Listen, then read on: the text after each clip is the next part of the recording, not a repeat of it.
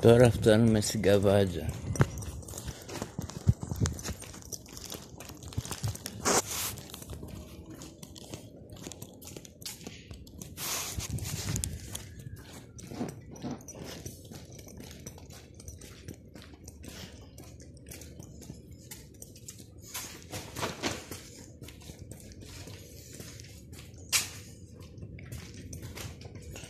Εδώ είναι το εγκαταλελειμμένο σπίτι που μένω.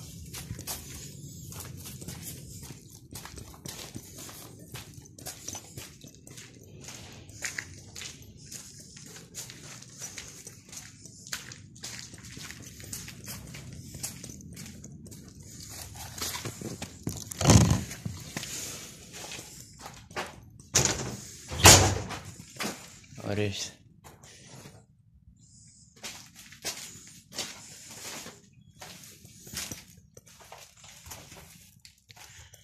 Αυτό είναι το δωμάτιό μου.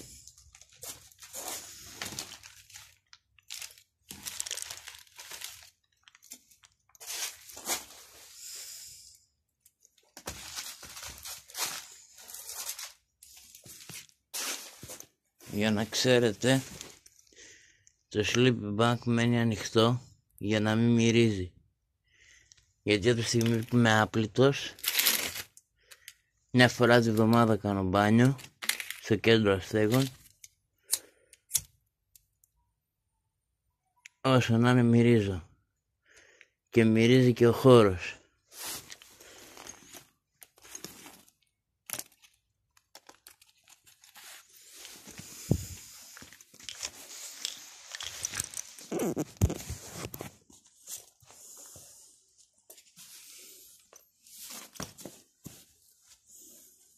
Ευτυχώς για καλή μου τύχη ένας άνθρωπος μου έδωσε και γλυκάκι.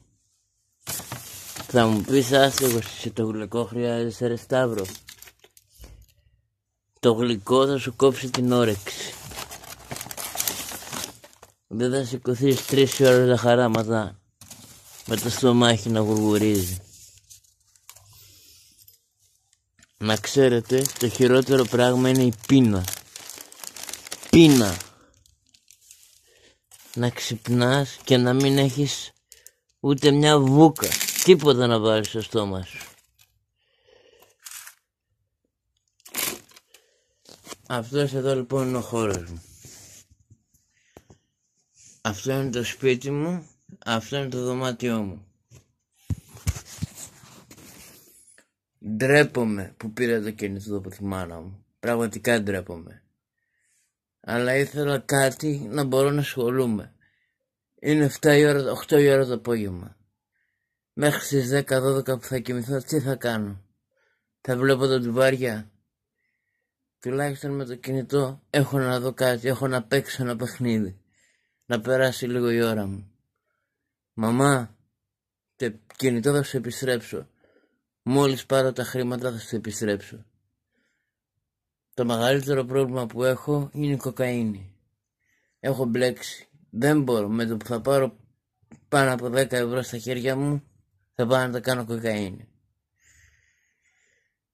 Γι' αυτό αποφάσισα να μπω και στο detox. Αλλά μέχρι να μπω στο detox, θέλω να δείξω πώς είναι να είσαι άστεγος.